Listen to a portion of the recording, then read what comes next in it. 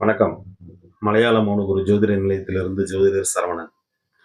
சிம்மராசிக்கு ஏற்கனவே part 1, part 2 video போட்டிருக்கேன். அத பார்க்காதவங்க அவசியம் போய் பாருங்க. இப்போ வந்து சிம்மராசி உண்டான சனிப்பெயர்ச்சிக்கு உண்டான வழிபாடுகள்.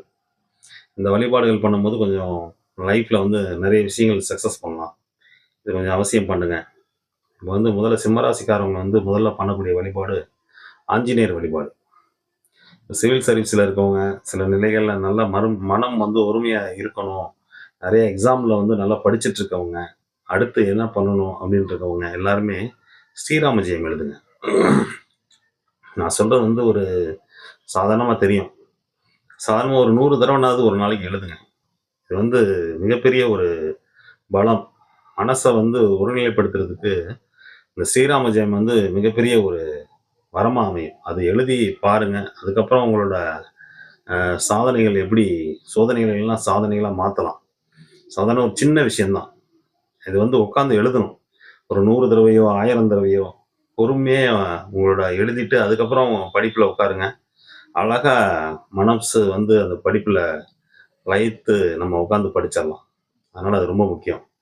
அடுத்து வந்து சிம்ம ராசிக்காரங்க போக வேண்டிய இடம் திருச்செந்தூர் முருகன போய் பாருங்க. திருச்செந்தூர் முருகன ஒரு தடவ வியாழக்கிழமை அன்னைக்கோ, இல்ல புதன்கிழமை அன்னைக்கோ போய் தரிசனம் பண்ணுங்க. கடல்ல குளிச்சுட்டு, நல்லா போய் முருகன ஒரு தடவ மனசார தரிசனம் பண்ணிட்டு வாங்க. நல்ல மாற்றம் கிடைக்கும். அடுத்து வந்து உங்க வீட்டு பக்கத்துல எங்க பெருமாள் கோயில் இருக்குன்னு பாருங்க.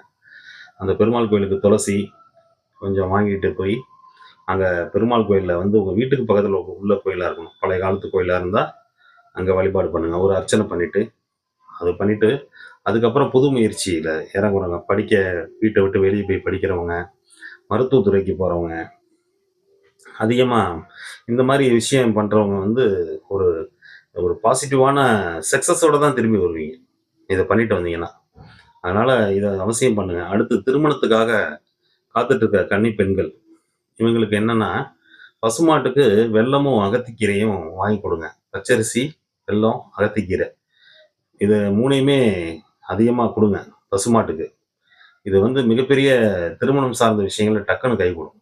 இதெல்லாம் சின்ன சின்ன பரிகாரங்கள். அதே மாரி குழந்தைங்க இருக்காங்க.